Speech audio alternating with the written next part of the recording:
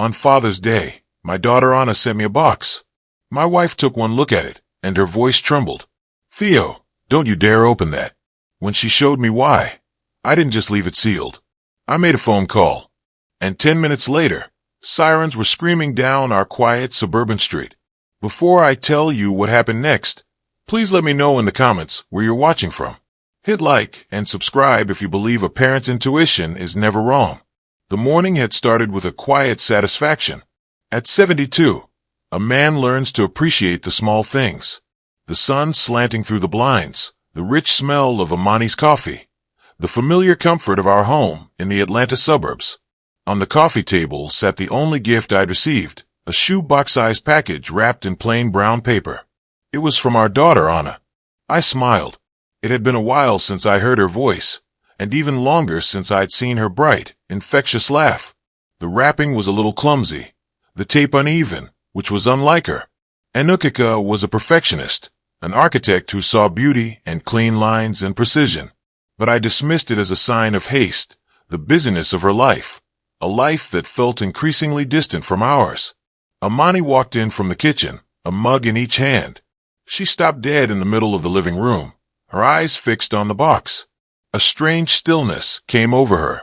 Theo, she said, her voice barely a whisper. Don't open it. I chuckled, reaching for my coffee. Now, Amani, don't be like that. I'm sure it's another pair of socks, but it's the thought that counts. I winked at her, but her expression didn't change. It was a look I hadn't seen in years. A look of profound unease that made the hairs on my arm stand up. I'm not joking, she said, setting the mugs down with a soft click. Don't open it. Can't you see? See what? It was just a plain brown box. I picked it up. It felt light, almost empty. What is it, honey? What am I supposed to see? She moved closer, her finger trembling as she pointed to the bottom corner, near a seam where the tape was peeling away slightly. There, she breathed. Look closer. I squinted. My 72-year-old eyes weren't what they used to be. At first, all I saw was a small dark smudge the color of dried mud. It's just a little dirt, Amani, probably from the delivery truck. She shook her head fiercely, her jaw tight. No, it's not dirt. She leaned in, her nostrils flaring slightly. The look on her face sent a shard of ice through my heart. I was a nurse for 40 years, Theo. I've cleaned more wounds than I can count. I know the smell of iron. I know the smell of dried blood. My own breath hitched in my chest. I lowered my head, bringing the corner of the box closer to my face. And then I smelled it. Faint, almost undetectable, but it was there. A copper metallic scent. The scent of life spilled and left to dry. I froze. Everything in the room seemed to recede. The cheerful sunlight, the aroma of coffee, the ticking of the grandfather clock in the hall. All of it was swallowed by a sudden terrifying void. Annika would never be this careless. She would never send something stained unless she couldn't help it, unless she didn't have a choice. I gently placed the box back on the table as if it were a bomb. I looked at Amani, and in her wide, frightened eyes, I saw my own terror reflected back at me. A silent understanding passed between us. A lifetime of shared fears and hopes culminating in this single horrific moment. My hand was steady as I pulled out my phone. My fingers felt like they belonged to someone else. I didn't call 911. Not yet. I scrolled through my contacts to a name I hadn't called in years. Morris. My voice was raspy, a stranger's voice in my own throat. Morris, it's Theo Coington. I need you to get to my house right now. Don't ask questions. Just come and bring a forensics team. I ended the call before he could respond. Then, and only then, did I dial 911 to report a potential emergency. My words clipped and precise, betraying none of the chaos churning inside me. The 10 minutes it took for the sirens to appear felt like 10 years. A thick, suffocating silence descended on the room, broken only by the frantic beating of my own heart. In that silence, my mind began to race, tumbling back through years of forced smiles and ignored warnings. A slideshow of my daughter's life flickered behind my eyes, and every frame was tainted by the shadow of one man, my son-in-law Chad. I remember the day Anna brought him home. He was everything you'd expect a successful white investment broker to be. Charming, handsome, with a smile that could sell sand in the desert. He said all the right things, complimented Amani's cooking, and listened with rapt attention as I talked about my old woodworking business. He seemed perfect, too perfect. There was always a subtle condescension lurking beneath his polished surface, a way he'd call me sir, that felt more like a put down than a sign of respect. He'd gently correct Anna in front of us, framing it as a helpful suggestion, but it was always a quiet assertion of control. He made jokes about our humble neighborhood, always comparing it to his own affluent upbringing in a way that was meant to sound self-deprecating, but was really just a reminder of his perceived superiority. We saw it, Amani and I.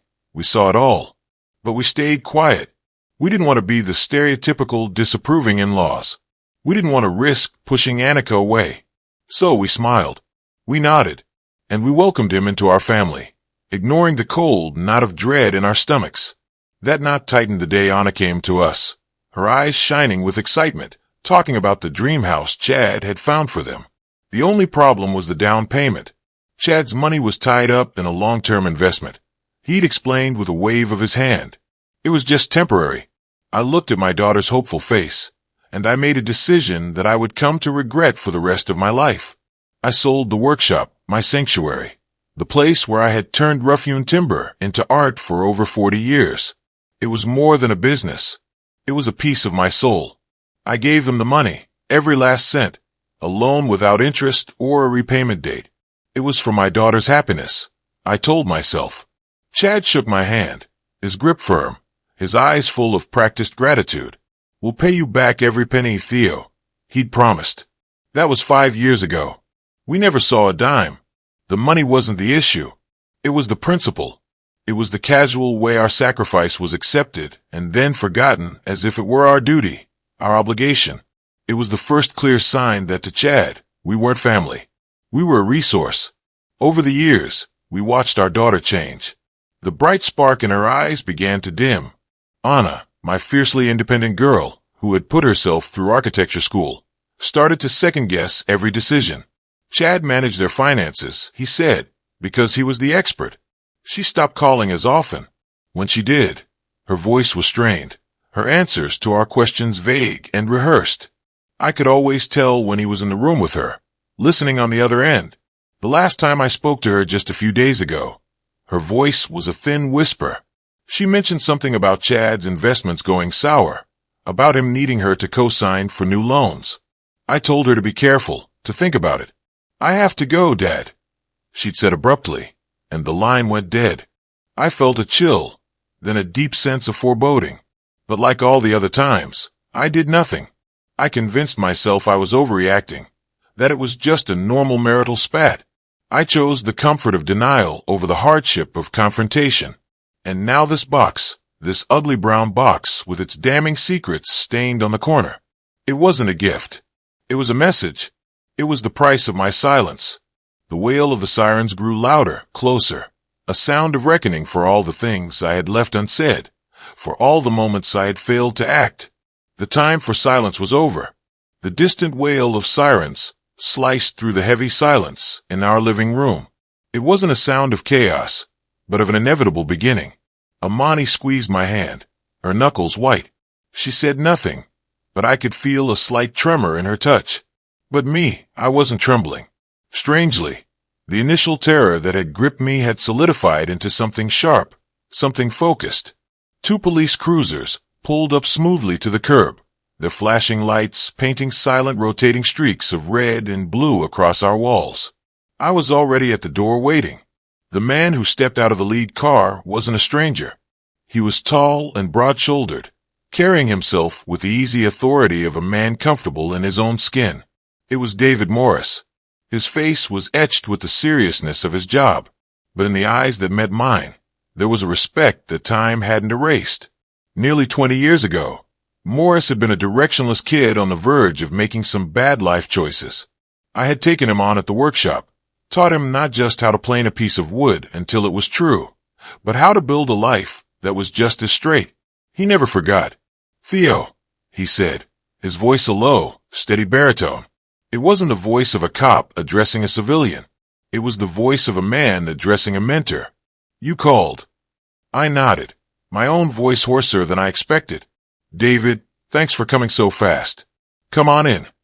I led him into the living room, where the box sat on the coffee table like a silent accusation. A forensics team, 2 people in white coveralls, followed with their sterile silver cases. They moved with a quiet efficiency that was both reassuring and terrifying. They didn't speak a word, communicating with slight gestures as they began photographing the box from every conceivable angle, their presence making the nightmare suddenly undeniably real. Amani stood pressed against the wall by the fireplace, her arms wrapped around herself, her eyes never leaving that dreadful package. Morris took in the scene, his gaze resting on the box, then on Amani's pale face, and finally on me. He waited. I explained everything, keeping my voice as level as I could, stripping the story of emotion and sticking to the facts. Amani's warning, the faint dark stain, the metallic scent of dried blood, the last stilted phone call with Anika a few days prior. When I finished, Morris was quiet for a long moment, his sharp detective's eyes scanning the room, as if trying to read the history in the walls. You did the right thing calling me, he said finally. We'll take this back to the lab, get it analyzed right away. But I have to ask, Theo, do you think your daughter is in immediate danger? I met his gaze without flinching. I don't think it, David, I said, my voice dropping low. I know it. The forensics team carefully placed the box into a sealed evidence bag. The simple action felt so final, so formal. As they carried it out of our home, it felt like they were carrying away the last shred of normalcy we had left. Morris stayed behind, his expression grim. He understood. He knew me well enough to know I wasn't a man given to flights of fancy. He knew that for me to make a call like this, something had to be terribly, terribly wrong. The trust between us was a silent, unbreakable bond forged in sawdust and shared purpose years ago. And in that moment, it was the only thing I had to hold on to. My phone buzzed on the end table, a harsh, intrusive sound. My whole body went rigid. The screen lit up with a single name, Chad. A wave of cold fury washed over me, so potent it almost made me dizzy. Morris caught my eye and gave a slight, almost imperceptible nod. He mouthed the words, speakerphone. I took a deep, steadying breath, tapping the green icon, the press of my thumb feeling unnaturally heavy. Hello. I tried to keep my voice even, a calm island in the middle of my internal hurricane. Theo, is that you? What's going on? Chad's voice, a carefully modulated baritone designed to convey effortless confidence, filled the room, but I could hear the thin wire of tension running beneath it. The police just called me asking some bizarre questions about Anna. Is everything all right? He was already starting, laying the foundation of his own innocence. They're here now, Chad, I said, my voice flat. Anna sent a Father's Day gift. There's a problem with it. A problem? What kind of problem? Is she okay? Where is she? The questions came in a rapid-fire burst, each one layered with a convincing tone of rising panic. It was a masterclass in performative concern. That's what we're trying to figure out, Morris interjected, his voice cutting through the air with cold authority. Detective Morris, Atlanta PD. Mr. Miller, would you mind coming down to your father-in-law's house? We have a few things we need to discuss. There was a beat of silence on the other end. I could almost hear the gears turning in his head, calculating, recalibrating his strategy. Of course, detective, he finally said, his voice smooth as silk again. I'll be right there. I'm worried sick about her. He hung up. 20 minutes later, a silver BMW 7 Series whispered to a stop behind the patrol cars. Chad emerged, looking every bit the concerned husband. He wore a crisp navy blue polo shirt and tailored khaki pants, an outfit that probably cost more than my monthly Social Security check. He strode into our house, not with the frantic energy of a worried man, but with the focused intensity of a CO entering a hostile boardroom. His eyes scanned the room, taking in me, Amani, and Morris in a single sweeping glance. Then the performance began. He rushed to Amani, enveloping her in a hug. Mom, he said, his voice thick with emotion. What's happened? Tell me what's wrong with my Anna. Amani was stiff as a board in his arms, her body language screaming a rejection that he completely ignored. He pulled back, holding her by the shoulders, his handsome face a perfect mask of distress. He turned to me, shaking his head as if in disbelief. Theo, I should have listened to her. I should have seen the signs. I just stared at him, my face a blank wall. Let him talk. Let him build his own cage. Signs? What signs are you talking about, Mr. Miller? Morris asked, his tone neutral. Chad let out a long, theatrical sigh. Her depression, detective. It's gotten worse these past few months. She hasn't been herself. She gets these dark moods. Locks herself in her studio for days. I've been begging her to see a therapist, but she's so proud, so stubborn. As he spoke, a memory surfaced in my mind, sharp and clear. Anika's hushed voice on the phone just last week. Dad, I think Chad's in some kind of financial trouble. He keeps getting angry when I ask about our savings. His story was a lie, a carefully constructed narrative to paint my daughter as the problem. He continued, his voice dropping to a conspiratorial whisper. This morning, she was distant. She said Father's Day was making her sad, reminding her of her grandfather. She said she just needed to get away, to clear her head. She packed a small bag. I thought she just needed some space. He ran a hand through his perfectly styled hair. My God, I should never have let her leave alone in that state. He was brilliant. I had to give him that. He had an explanation for everything, a reason for her absence, a prepackaged psychological diagnosis, a built-in excuse for any strange behavior. He was framing her as a flight risk, an unstable woman on the verge of a breakdown. Then he turned the full force of his manipulative pity on me. Theo, I know this must be incredibly stressful for you, he said, his voice dripping with false sympathy. You're worried. I get it. But you know how Anna can be when she gets emotional. She's clumsy. She probably cut herself on something while wrapping her gift and didn't even notice. This little bit of blood, it's probably nothing. He was gaslighting me in front of a police detective. He was trying to reduce me to a senile, overreacting old man, a relic whose concerns could be dismissed. I felt a hot rage build in my chest, but I held it down, letting my face remain a cold, hard mask. I wouldn't give him the satisfaction of an outburst. Morris stood by the mantelpiece, his arms crossed, his expression unreadable. He hadn't said a word, just watched, letting Chad spin his web of lies. Chad seemed to take the detective's silence as a sign of acceptance. His confidence grew. Listen, he said, stepping into the center of the room, taking charge. I'll handle this. I'll call her friends. I'll check the places she likes to go. I'll find her. I'm sure this is all just a big, unfortunate misunderstanding. He looked from me to Morris, a concerned husband, a reasonable man trying to manage a difficult family situation. He had effectively recast the entire scene with himself as the hero. It was breathtaking in its audacity. He walked over to me, placing a hand on my shoulder. The touch felt like a brand. You just rest, Theo. Let me take care of my wife. He squeezed my shoulder, a gesture of dominance disguised as comfort, before turning and walking out the door. We watched through the window as he got back into his luxury car, made a brief, calm phone call, and then drove away, leaving a toxic silence in his wake. The sound of his engine faded, and the front door clicked shut, leaving the three of us in a silence that felt heavier than before. The air was thick with the residue of his lies. Morris let out a long, slow breath, the first sign of emotion he had shown since Chad arrived. He walked over to the window, staring out at the empty street. He's a professional, Morris said, his voice a low rumble of frustration. A professional liar. Every word out of his mouth was calculated. The story is smooth. It's practiced. He was prepared for this. He turned to face me, his expression grim. I believe you, Theo, 100%. I know your daughter, and I know you. You wouldn't call me unless this was real. Amani, who had been silent this whole time, finally spoke, her voice trembling. Then what can you do, David? What happens now? Morris shook his head, and the look in his eyes was one I'd seen on good men who were powerless against a broken system. That's the problem, Amani, he said gently.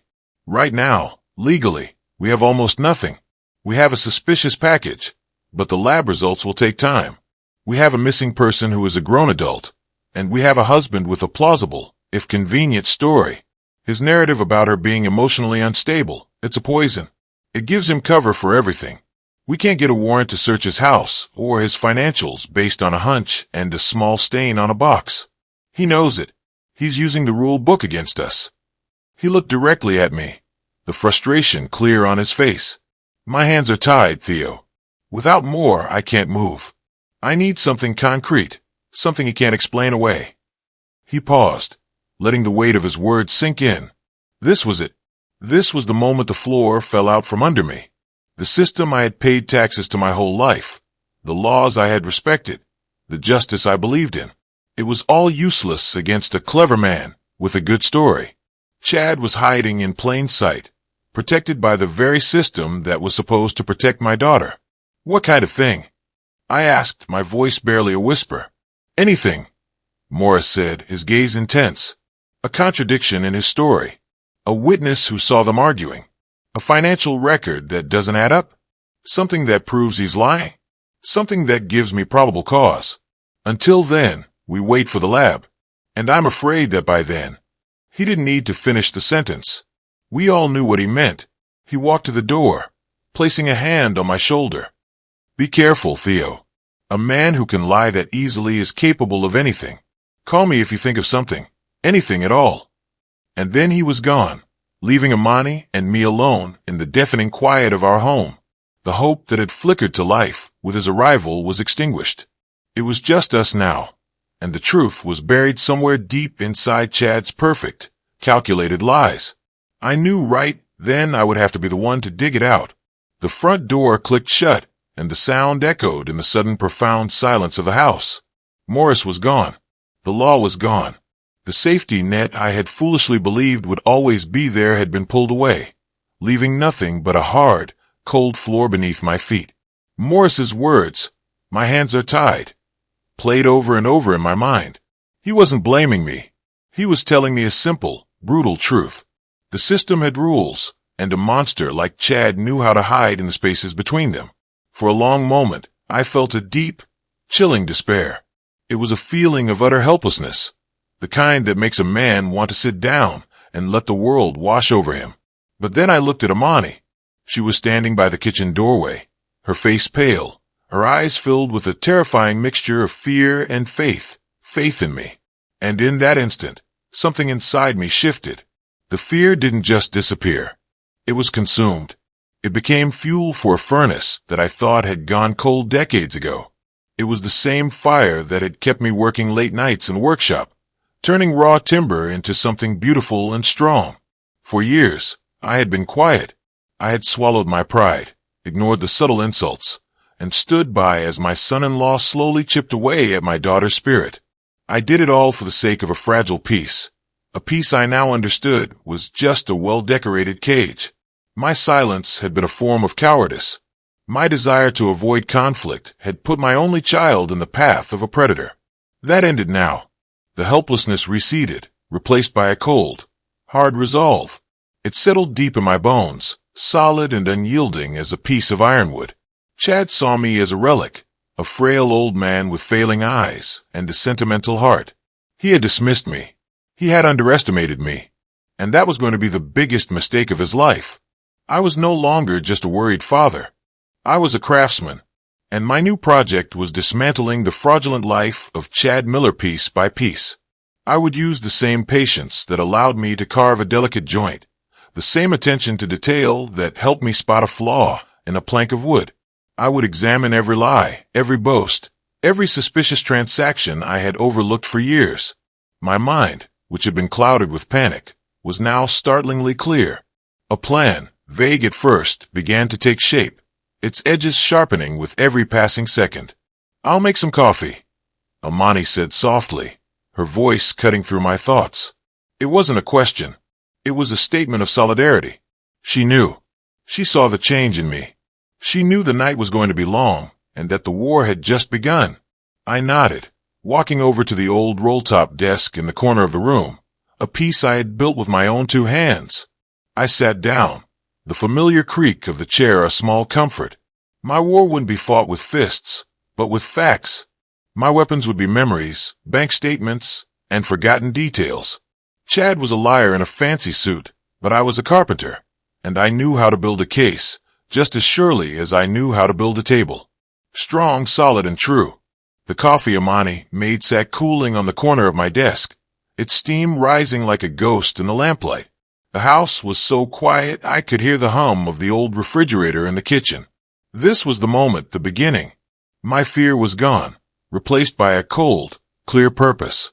Chad's greatest weapon was his belief that he was the smartest person in any room. My greatest weapon was that he believed I was the weakest. I opened the bottom drawer of the desk, a place I hadn't looked in for years, and pulled out a worn leather-bound address book. Its pages were filled with names written in my own faded ink, a testament to a life lived in a network built not on transactions, but on handshakes, shared stories, and mutual respect. Chad had his slick business contacts. I had my friends. My finger stopped on a name, Earl Washington. We had served together in the Army a lifetime ago. After his tour, he'd gone into banking, working his way up from a teller to a senior loan officer at a major Atlanta bank before retiring last year. But a man like Earl never truly leaves the game. He still had connections. I dialed the number, my heart beating a steady, determined rhythm. He picked up on the second ring. "Earl," I said, my voice low. "It's Theo Coington." There was a pause, then a warm, booming laugh. "Theo, as I live and breathe. It's been too long, my friend. What can I do for you on this fine Father's Day evening?" I didn't waste time with pleasantries. Earl was a man who appreciated directness. "I need a favor, Earl. A quiet one. It's about my son-in-law." I could feel the shift in his tone, the banker's caution kicking in. "What about him?" "He's an investment guy," I explained, choosing my words with the care of a man measuring a final cut. "Always talking about his ventures. I've been keeping a list for my daughter's sake. I need to know if these companies are legitimate. I have a bad feeling, Earl. A deep one. Over the years, during countless family dinners, I had sat quietly while Chad pontificated about his brilliant business moves, his voice dripping with arrogance. He'd throw out names of shell corporations and investment vehicles, trying to impress the old carpenter with a world I supposedly couldn't understand. But I listened. I always listened, and I wrote the names down. I read the list to Earl now. 3 different LLCs, each with a vague, important-sounding name. "I don't want to know details," I said. "I just need to know if they're real, if they're solid, or if they're built on smoke." There was a long silence on the other end. "You're worried he's a fraud," Earl stated, not as a question, but as a fact. "I'm worried for my daughter," I corrected him. He let out a slow breath. "Give me 24 hours, Theo. I'll make some calls. I'll be discreet." I thanked him and hung up. One hook was in the water. Next, I found the number for Ben Carter. Ben was the son of my old friend, Elias, who had passed away a few years back. Ben was a young lawyer, sharp and hungry, with a reputation for being a bulldog in the courtroom. He specialized in financial law. "Ben, it's Theodore Coington, your father's old friend." His voice warmed immediately. "Mr. Coington, it's an honor. How are you, sir?" "I'm afraid I'm not calling for a social visit, son," I said. "I need some legal advice. Hypothetically," I laid out a careful, impersonal scenario. Suppose a man suspected his son-in-law of financial misconduct. Suppose he believed the son-in-law might be using his daughter's name and assets in ways she might not fully understand. What would be that man's first step in protecting his family, legally speaking? I didn't mention a missing person. I didn't mention a box stained with blood. I kept it clean, focused on the one thing the law understands better than anything: money. Ben was silent for a moment, processing. "The first step," he said, his voice now all business, "is to gather proof. Any documents with your daughter's signature, loan agreements, bank statements, and corporation papers. Without documentation, it's just one person's word against another's. If you can find evidence that he's forged her signature or coerced her into signing something against her interest, that's a federal crime, Mr. Coington. That changes everything." His words were a beacon in the fog. Proof, documentation. It wasn't about emotion or suspicion. It was about hard facts. Thank you, Ben. That's what I needed to know. I hung up the phone and sat back in my chair. The house was still. The coffee was cold. But for the first time since I saw that box, I felt a flicker of something other than fear. I felt the familiar stirrings of a craftsman with a new project. I had the raw materials, years of observation, a network of trusted men, and a deep, burning motivation. Now it was time to get to work. I pulled a fresh legal pad from the drawer. At the top, I wrote a single name, Chad. It was time to start building my case. I sat at my desk for what felt like hours, staring at the blank legal pad. Chad's name was written at the top, a solitary testament to my new grim purpose. Ben Carter's advice echoed in my head. Proof. Documentation. But where do you start looking for proof when you don't even know what the crime is? My mind felt like a locked room. The answers I needed were inside, but I couldn't find the key. I picked up a piece of mail from my own desk, a utility bill, turning the crisp envelope over in my hands. It was just a plain official document. And then it happened. The simple act of holding that envelope, seeing the printed return address, and the official-looking font was like a spark landing on dry tinder. A memory long buried under a pile of willful ignorance suddenly ignited in my mind, roaring to life with searing clarity. It was from last May. The air was thick with the sweet smell of jasmine and freshly cut grass. I was at Anna and Chad's house fixing a section of the picket fence in their backyard that had come loose after a storm. Anna had asked me to do it, her voice on the phone sounding small and apologetic, as if she were asking for a huge favor. I didn't mind. Working with my hands, feeling the familiar heft of a hammer and the grain of the wood. It was the closest I ever got to the piece I used to find in my old workshop. I had just finished nailing the last picket in place and was gathering my tools. I was thirsty, and on my way to the back porch, I passed their recycling bin. It was overflowing. Annoyed at Chad's laziness, I reached in to press the pile of papers down to make more room. And that's when I saw them. It wasn't just junk mail and magazines. Near the top was a thick stack of documents stapled together, still pristine. They looked like closing papers for a property sale. My curiosity got the better of me. I pulled the stack out. The top page was a loan application. The letterhead was for some company I'd never heard of, Apex Pinnacle Holdings LLC, or something equally meaningless. But what made me pause was the signature at the bottom of the page. It was Anna's. Her familiar, graceful script was unmistakable. I flipped through the pages. There were more. Dozens of pages. Loan agreements, promissory notes, title deeds, all signed by my daughter. But the properties listed weren't ones I recognized. They were commercial lots, undeveloped land out in the counties I'd never heard of. And there were multiple lenders, all with similarly vague corporate names. It felt wrong. Anna was a residential architect. Why was she involved in all these complex commercial land deals? Just as I was about to look closer, the back door slid open. Chad stepped out onto the patio, holding a glass of iced tea. He was smiling that easy, disarming smile of his. "Hey, Theo," he said cheerfully. "Taking out the trash for us? You don't have to do that." He saw the papers in my hand, and for a fraction of a second, the smile faltered. A flicker of something cold and sharp passed through his eyes before he masked it again. I held up the documents. "Just saw these. Looks like you two are making some big moves." Chad laughed a smooth, dismissive sound. He walked over and casually took the stack from my hands, tossing it back into the bin. "Oh, that," he said with a wave of his hand. "Just some boring paperwork for a new real estate fund I'm putting together. Way over my head, to be honest. But Annika is a genius with this stuff. Don't you worry your head about it. That's what I'm here for, to handle the boring stuff so you and Anna can relax." Anna peered at the door behind him, her face pale and tense. She wouldn't meet my eyes. Her silence was my answer. I felt a chill, a deep-seated instinct that something was wrong. But I let it go. I didn't want to start a fight. I didn't want to be the meddling father-in-law. I told myself this was his world. The world of high finance, and I was just an old carpenter who didn't understand it. I chose peace. The memory faded, leaving me back at my desk in the dead of night. But the image of those papers was burned into my mind. I saw them with a terrifying new clarity. Apex Pinnacle Holdings. The other names, Anika's signature on dozens of pages she probably never even read. It wasn't boring paperwork. Ben's words came back to me. Gather proof. All this time, I had been searching for a key, and I'd had it in my hands months ago and literally thrown it in the trash.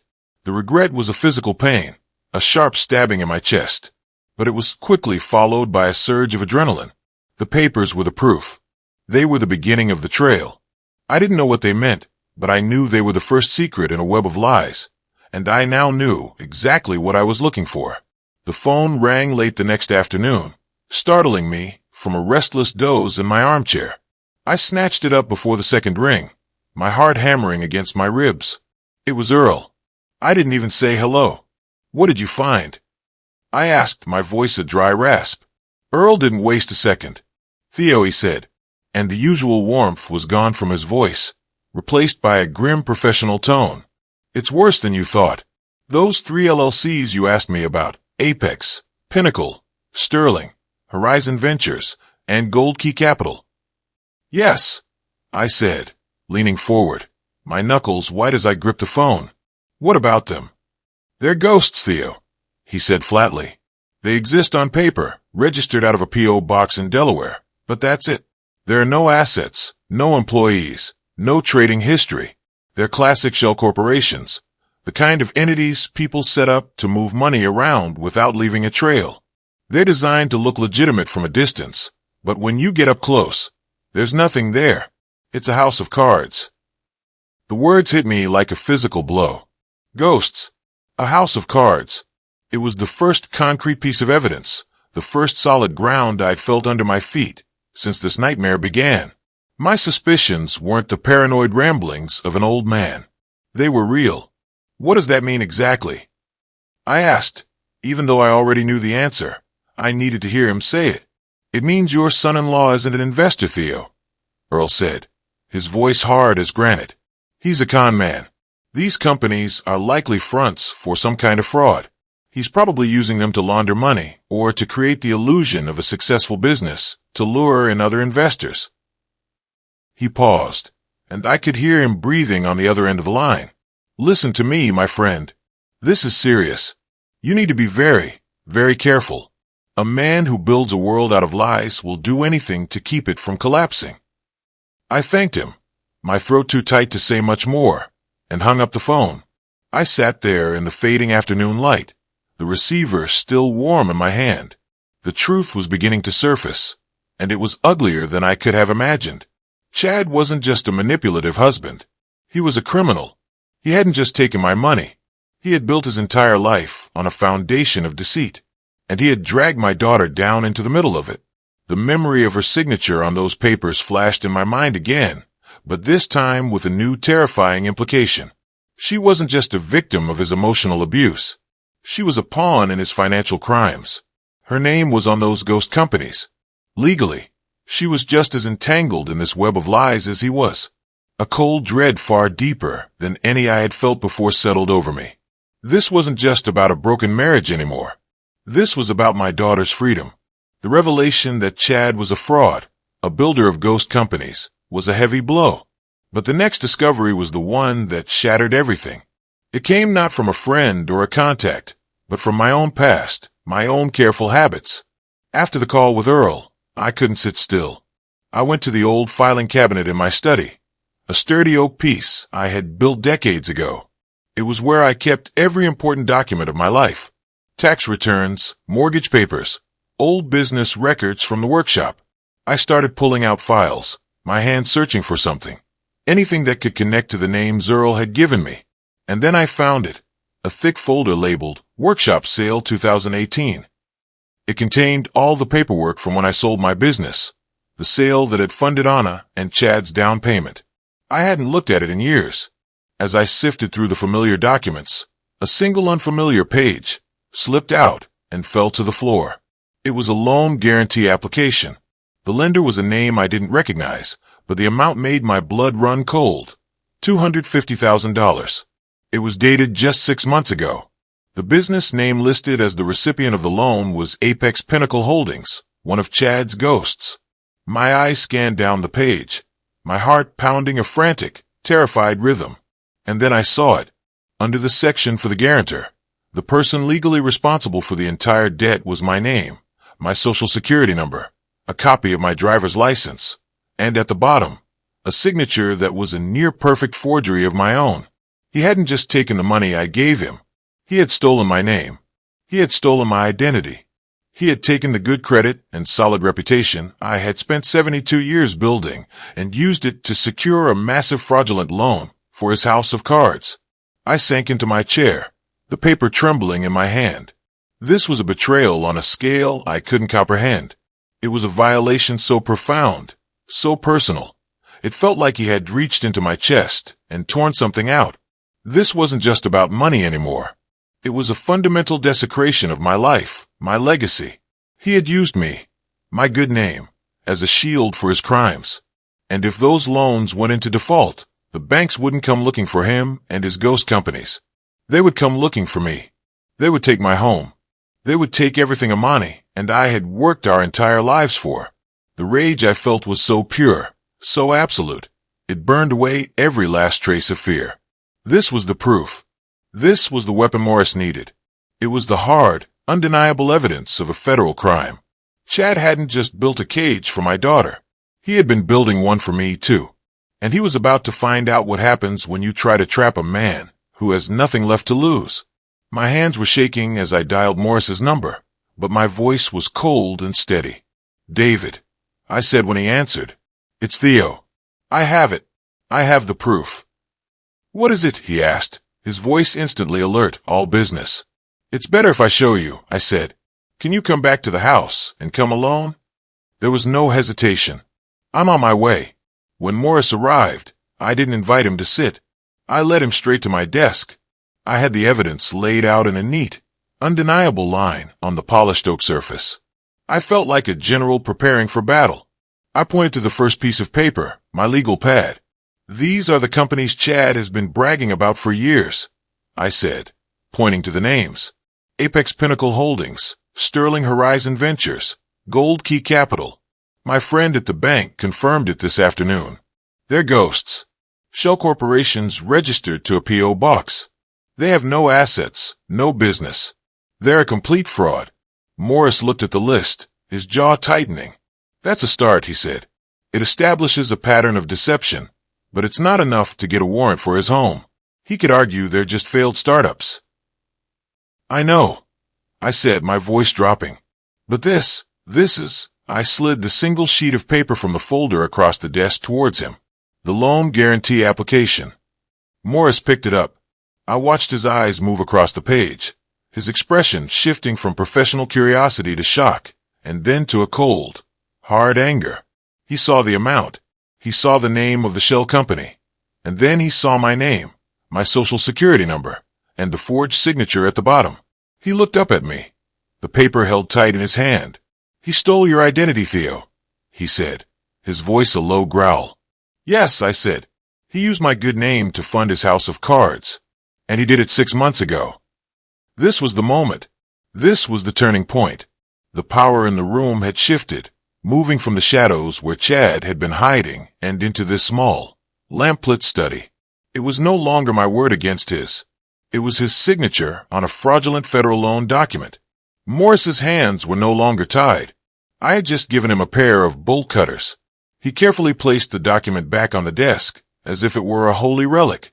"This is it," he said, a new energy in his voice. "This is everything. Identity theft, bank fraud. These are serious federal offenses. This gives me more than enough for a warrant. I can get access to everything now. His personal accounts, his business records, his phone records, everything." He looked at me, and for the first time since this ordeal began, I saw a predator in his eyes. The hunt was on. "He thinks he's untouchable," Morris said. "He's about to find out how wrong he is." The balance had tipped. The old carpenter had just handed the law the hammer it needed, and now it was time to bring it down. The moment Morris held that fraudulent loan document in his hand, the entire atmosphere in the room changed. He was no longer just my friend David. He was a hunter who had just been handed a clear set of tracks. He pulled out his phone, his movements swift and economical. I sat at my desk, a spectator now, watching the gears of a great and powerful machine grind into motion. "Get me Judge Miller," Morris said into the phone, his voice sharp with authority. "Tell him it's about that bank fraud case we discussed last week. No, this one's new, and it's airtight.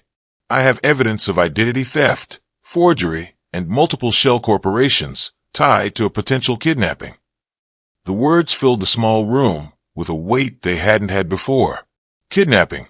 Hearing him say it out loud made it terrifyingly real. My quiet personal investigation was over. This was a federal case now. For the next hour, my home, a place of quiet retirement, became a command center. Morris worked with a speed and intensity that left me breathless. He explained the strategy to me as he paced the floor, firing off calls and texts. The plan was a three-pronged attack, a net designed to close in on Chad from all sides, leaving him no room to run. "First, we cut off his money," Morris explained, his eyes glinting with a cold fire. "The warrant for bank fraud allows us to freeze every asset he has. His checking accounts, his investment portfolios, his credit cards, everything." It was a brilliant, ruthless move. Chad's entire world, his power, was built on the illusion of wealth. Morris was about to pull the plug on the whole charade. "Second," he continued, "we get eyes everywhere. The warrant will give us access to his home, his car, and his office. We're not just looking for Anna. We're looking for computers, documents, anything that connects him to these shell companies and this loan. We're going to dismantle his entire fraudulent enterprise." Finally, he looked at me, his expression serious. "And third, we find your daughter.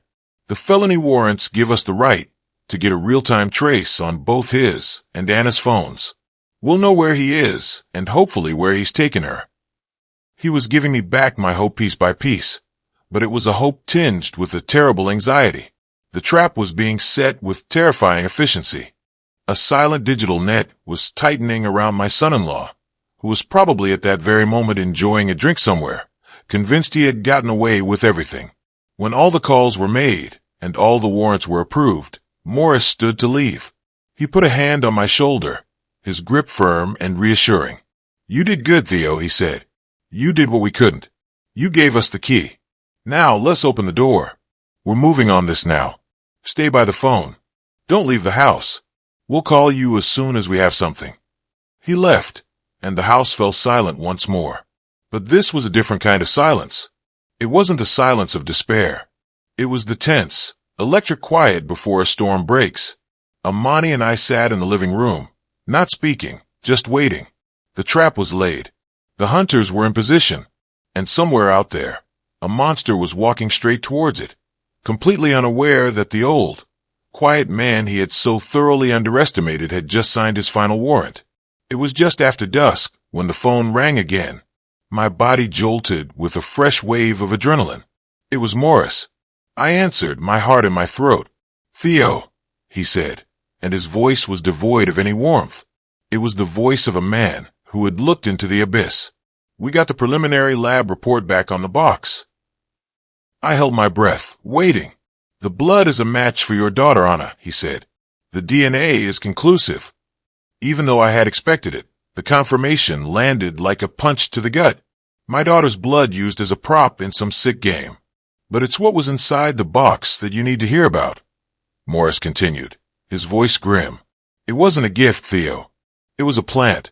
It was a carefully constructed stage, play designed to frame your daughter." I listened, my mind struggling to comprehend the sheer, calculated evil of it. Morris explained that inside the box, nestled under some tissue paper, they found two things. The first was a cheap, disposable burner phone. The second was a thick manila envelope. Inside the envelope were fabricated documents, fake bank statements showing large wire transfers to an offshore account and a printed-out flight confirmation to the Cayman Islands.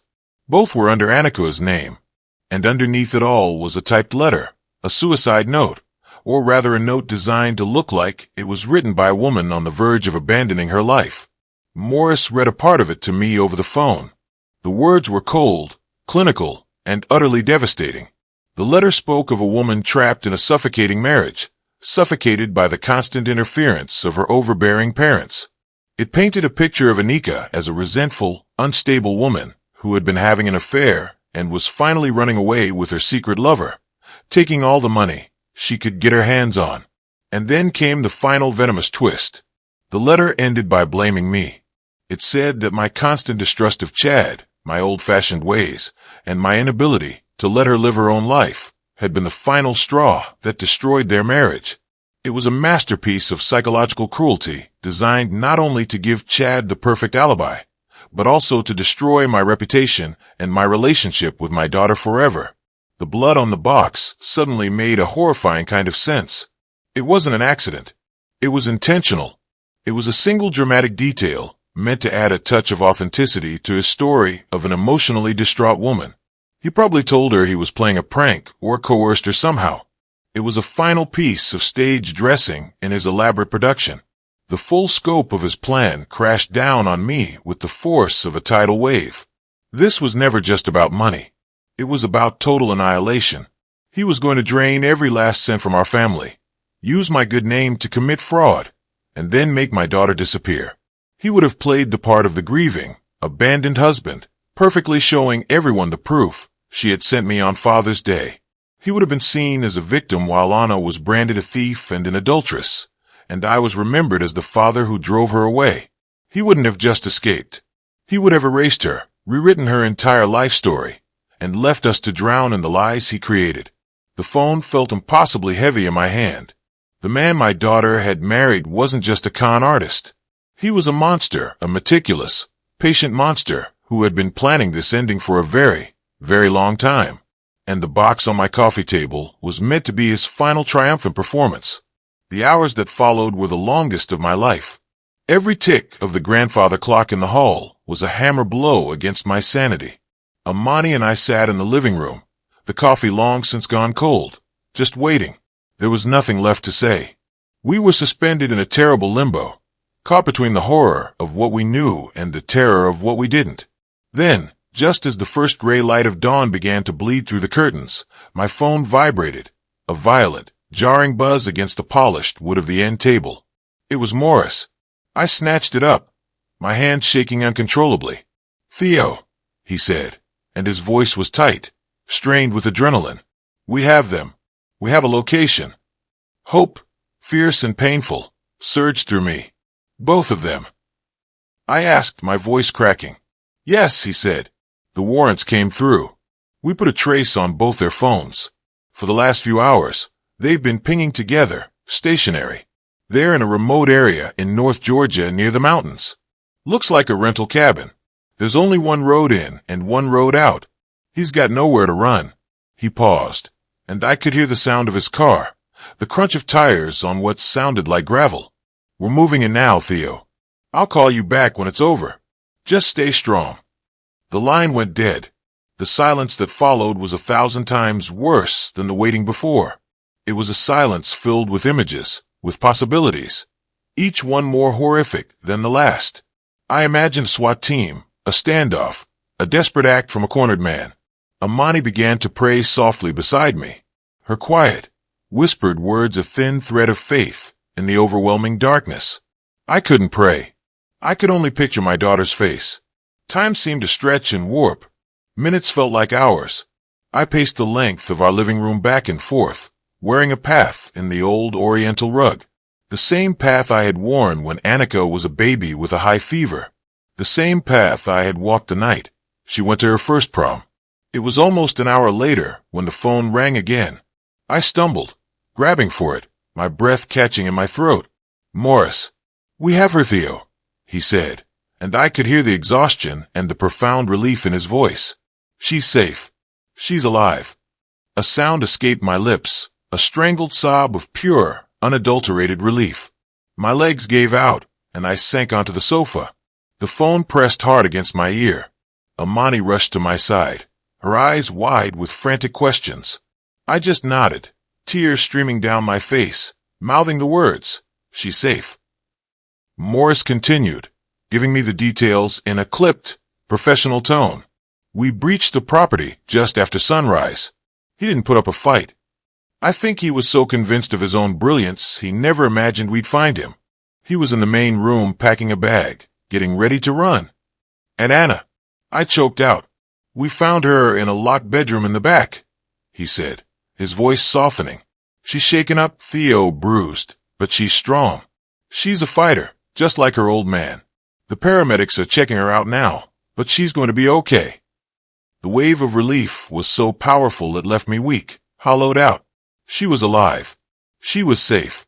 That was all that mattered. The rest was just noise. What about him? I asked, a cold edge returning to my voice. Chad Miller is in custody, Morris said. He's on his way back to Atlanta. He'll be facing a long list of federal charges. Bank fraud, identity theft, and now kidnapping. He's not going to see the outside of a prison cell for a very, very long time. The trap we had set, the one that had started with a small, ugly box and a father's refusal to stay silent, had finally snapped shut. The monster was in a cage. My daughter was free, and the storm at long last was over. Morris told me later how it all ended for Chad. It wasn't in a dramatic shootout or a high-speed chase. It was in the quiet, air-conditioned lobby of a small-town bank about 50 miles north of the city.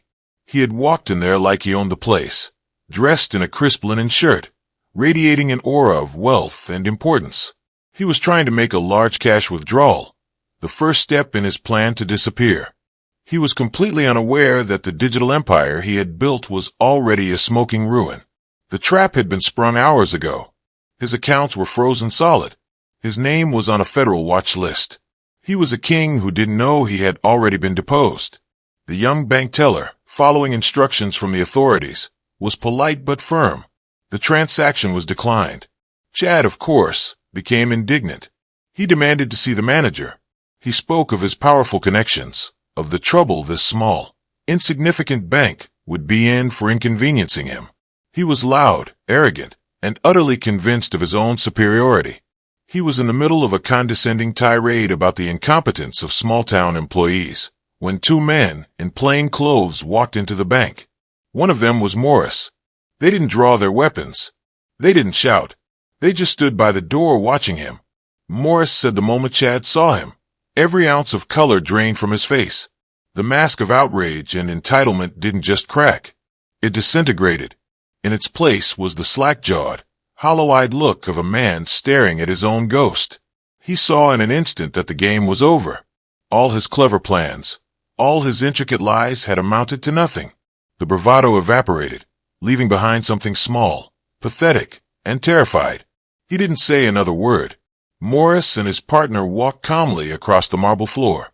"Chad Miller," Morris said, his voice echoing slightly in the suddenly silent bank. "You're under arrest for bank fraud, identity theft, and kidnapping." Chad didn't resist.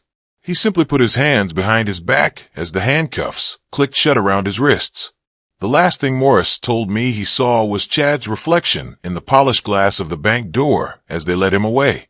The reflection of a man who had gambled everything on the belief that he was smarter than everyone else, only to be brought down by an old carpenter he had written off as a fool.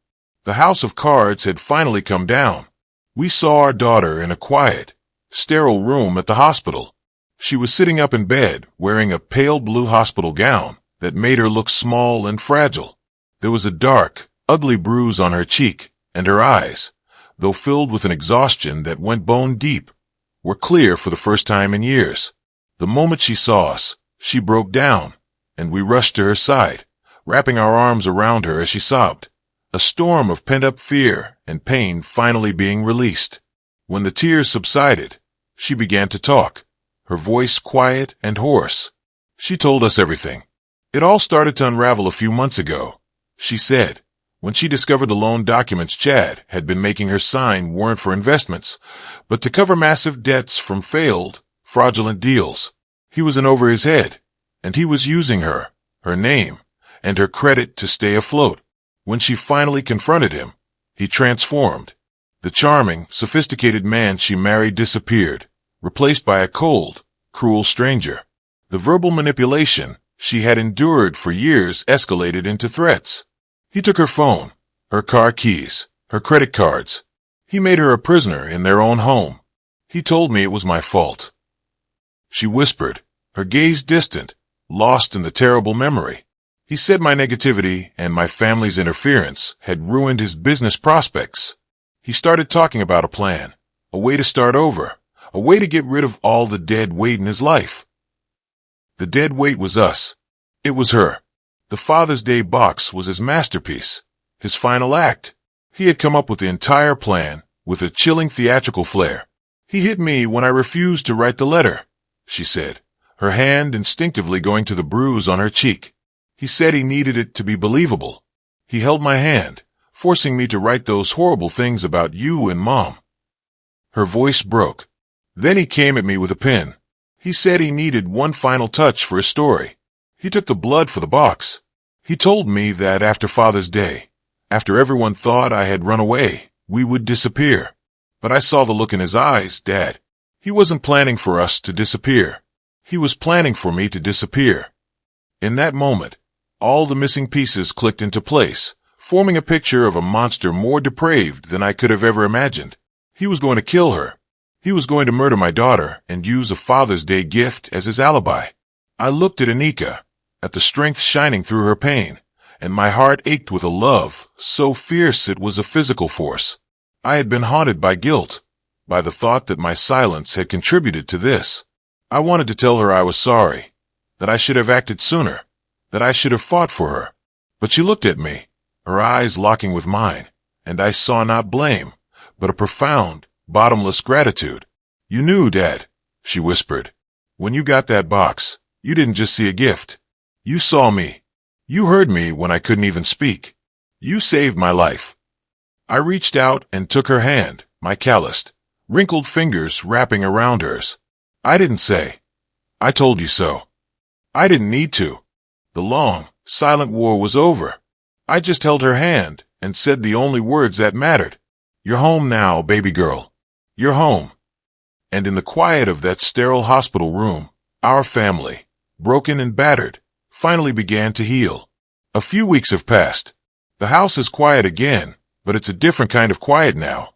It's the gentle, healing silence of peace, not the heavy, oppressive silence of fear. Anika is staying with us, and every day I see a little more of the old light returning to her eyes. She laughs more. She started sketching again. Her architectural designs spread across the dining room table. We don't talk much about what happened. We don't have to. We are simply rebuilding, plank by plank, a family founded on truth. On Father's Day, my daughter sent me a box. I never opened it. It sits now in an evidence locker somewhere, its cruel contents cataloged and filed away. But I realize now that it was the most important gift I have ever received. It wasn't a gift of love, but a gift of clarity. It forced me to open my eyes to a truth I had refused to see for far too long. I had spent years choosing a fragile peace over a necessary conflict, believing that my silence was a form of protection. I was wrong. I learned that true strength, true love isn't about avoiding the storm. It's about being the anchor in the middle of it. My name is Theodore Coington, and I am 72 years old. I am a retired carpenter. And on the day my world almost ended, I learned that the most powerful tools a man has are not the ones he holds in his hands, but the ones he holds in his heart. A lifetime of wisdom, a network of true friends, and a father's unyielding love. I didn't open the box. Instead, I opened my eyes. And in doing so, I was able to save my daughter and reclaim the one thing a man can truly call his own, his dignity.